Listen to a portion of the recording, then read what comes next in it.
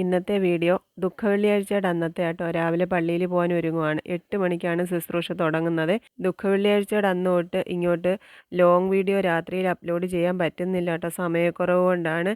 പിന്നെ ഞാൻ പറഞ്ഞില്ലേ, നമ്മൾ കുറച്ച് സ്ട്രെയിൻ ചെയ്ത് കഴിഞ്ഞാൽ ദേഹമെല്ലാം വേദനയും അവശതയൊക്കെയാണ്. അപ്പോൾ പിന്നെ ജോലികളെല്ലാം താമസിക്കും, വീഡിയോ എഡിറ്റ് ചെയ്യാൻ സമയം കിട്ടത്തില്ല.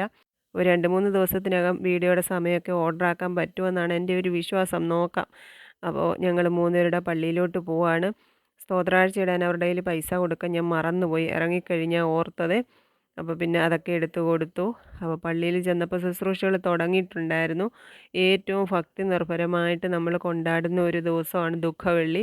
ഏറ്റവും അനുഗ്രഹപ്രദമായിട്ട് എനിക്ക് തോന്നിയിട്ടുള്ളതും ഇന്നത്തെ ദിവസത്തെ ശുശ്രൂഷകളാണ്. ദൈർഘ്യമേറിയതാണെങ്കിലും ഒരു മടുപ്പ് തോന്നാതെ സകല വേദനകളും തമ്പുരാൻ്റെ മുമ്പിൽ ഇറക്കി വയ്ക്കാൻ പറ്റിയ ഒരു ദിവസം. ഒരായുസിൻ്റെ സങ്കടം മുഴുവൻ തമ്പുരാനോട് ഞാൻ പറഞ്ഞു തീർത്തിട്ടുണ്ട്.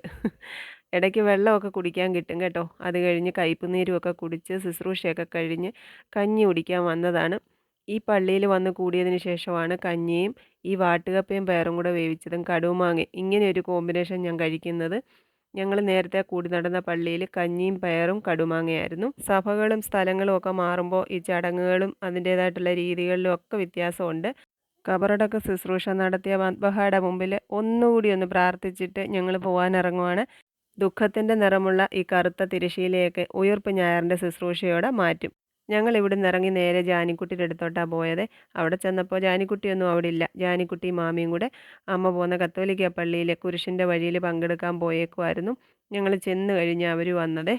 അങ്ങനെ ഇക്കൊല്ലത്തെ ദുഃഖവെള്ളിയും കഴിഞ്ഞുപോയി.